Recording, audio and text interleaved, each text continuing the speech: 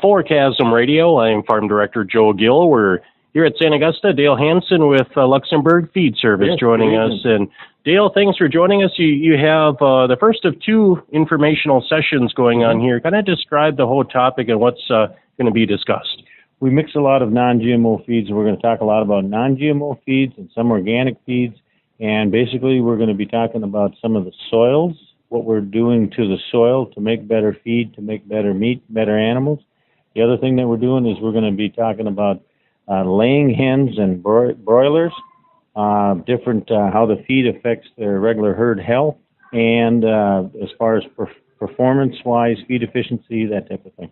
Kind of talk about your background too, Dale. You've had kind of many years of experience working in this realm, right? Yes, we've been in the feed business 30 years now, in Luxembourg for 30 years, and we've been working with the non-GMO feeds and the transitional feeds for probably about 17, 18 years, and it's been a win-win situation because the customer knows and the customer can see that difference in the quality of the meat that we're growing. I know one of the conversations I've shared, I stopped counting how many times, was at the Minnesota Organic Conference. We were talking about differences in meat and quality and just, I guess when you're consuming one pork chop and two pork chops, you kind of gave me that scenario. It really made a difference. It's totally different, and it totally goes back to the density of the meat. It's the density of the feed that animal is eating to get the quality and the density of the meat. You know, we can sell, until we're blue in the face, but when you actually put the product down in front of them and they can see the difference, then all the selling is done. And Mr. Maddox is coming from out east, right? Bainbridge, Pennsylvania, from the Fertrell Company. Yes, he's got, I think he's third generation in the feed business out there. And folks, you expect on hand strictly talking chickens, right?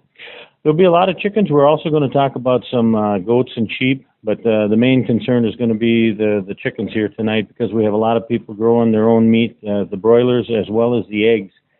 We've got customers that are selling the non-GMO eggs in some of the different markets. They're selling the non-GMO broiler meat at different markets, and it's going straight from the farm, straight to the store, or straight to the consumer. It makes a world of difference. You mentioned the consumer. There is a market for non-GMO.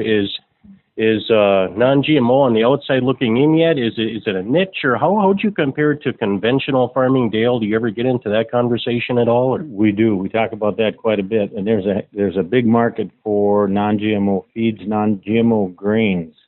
There's only 3 of us in the state of Minnesota that I'm aware of that we're working with it. But when you start taking a look at profit per acre and quality of product per acre that you are growing, the non-GMO market and the organic market is where it's at because worldwide we're not growing enough, or nationwide we're not growing enough non-GMO or organic product for the use that we need in the United States. We're shipping corn in from other countries. Let's just grow it here and make the American farmer more profitable than trying to help all these other countries. Dale, one final thing, people who didn't make it or call ahead for tonight, they still have an opportunity in Santiago tomorrow. Correct. Tomorrow night in Santiago, 5:30 till about 7:30, 8 o'clock, dinner included. We should just get call ahead to get a head count. We can make it work. Dale Hansen, appreciate them there. We appreciate your time. Thanks all again, right. Okay? Thanks, Joe. You bet. Dale Hansen joining us with the Luxembourg Feed Service here in St. Augusta.